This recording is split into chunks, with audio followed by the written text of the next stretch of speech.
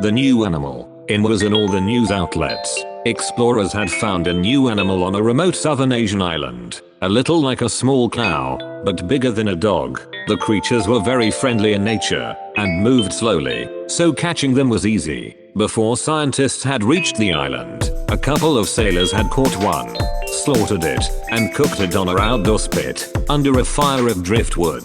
The meat was moist and delicious, and not like any other meat they had tasted.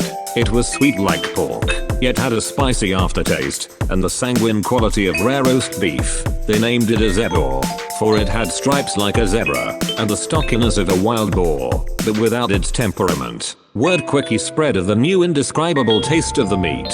By evening a number of cookouts began. Festive explorers quickly ate the delicious meat, extolling its flavor and finding it hard to become satiated with the meal. In an almost frenzied gluttony, people ate until their bellies were stretched full with zebor meat. The crew of zoologists arrived at the encampment on the shore early the next morning to find a chaotic and filthy scene. Large smoldering pits of embers lined the far beach, and makeshift barbecue spits, blackened and greasy, lay just above them. Strewn about the camp were hundreds of bones, picked clean of every delicious morsel of the new meat delicacy. The scientists were aghast at the sight of the sleeping men and women accompanying the post-feast, sleepy and drunk on the gluttony of the highly addictive new flavor. The group demanded to talk to the leader of the exploratory team. Ross Spudge was a highly decorated military officer as well as an explorer. His party was primarily looking for rare mineral deposits in the area. He embarrassingly introduced himself and explained that a couple of drunken men on a lark had helped themselves to the new animal, as the boat's galley food had grown monotonous. At first he reprimanded the men for their brutal behavior to a rare new creature, but as others began sampling the meat, folks immediately dropped what they were doing and went to get their own personal animal for a meal. In just around nearly 30 men and women from the boat had each captured their own new animal, and in no time a giant roasting party began. Mr. Spudge was horrified by his crew's behavior, but one fellow convinced him to try a small slice of the roasted meat. He tore off a piece and chewed. It was like nothing he had tasted before. Imagine discovering a new color. It was indescribable, but it was indeed the best food he had ever eaten.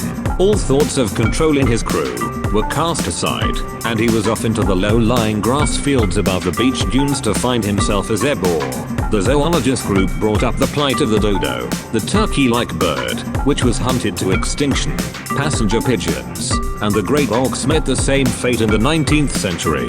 One of them exclaimed that this was modern-day society, and the new animal find must be protected and studied. The expedition group was still full from the night before, but provided the zoological crew lunch. The ship's chef had prepared a hearty beef stew with freshly baked wheat rolls. "I hope that soup doesn't contain the new animal," one of the men said. The cook replied, "No sir, this beef from the Kanmak. I ain't tries that new meat. The thing looks too cute to eat." Before the zoological crew sat down for the lunch, they briefly surveyed the small flock of zebors on the grassy pastures. The young women in the party, Dr. Ross exclaimed, "They're remarkable, an offshoot of horse and pig lineages." She began to record images and take measurements of some of the animals. They were extremely easy to catch, and once held, they were docile, like miniature cow teddy bears. The group was excited, but returned to the camp for the lunch, as they were famished.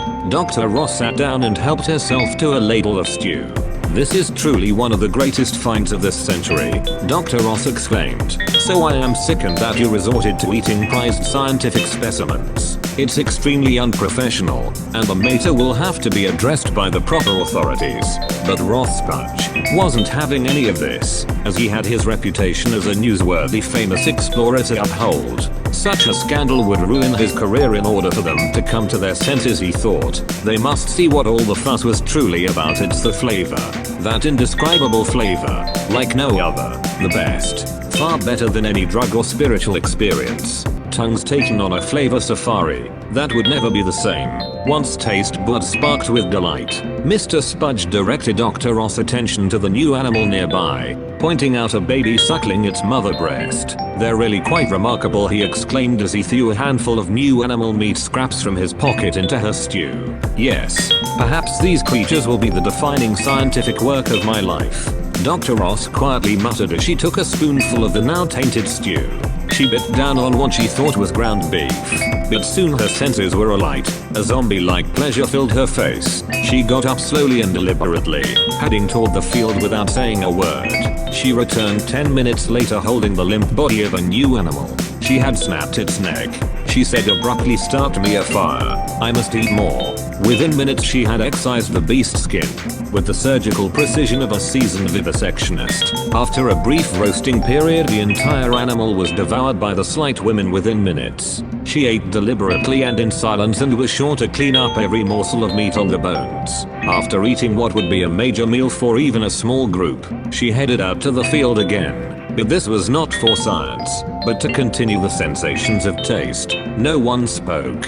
Nothing needed to be said to the others. They knew the wondrous flavor that could only be stopped by the pains of an extremely full stomach. All the zoologists eventually went against all they had stood for, once they had the fever for the taste. Within 2 weeks the entire flock of zobors had been eaten. The group of 40 or so men and women roamed the island for every single remaining new animal. 3 months later a search party landed on the island. Because communications had abruptly ceased, what they found was a group of disheveled lunatics, driven mad by the inability to find any more new meat. The new animal was like a powerful drug, a taste like no other. If one can only imagine a new color, so unique that is not known until seen. That is what the flavor safari of the taste of succulent zobor flesh brings to the tongue. A pleasure so great, it becomes a madness.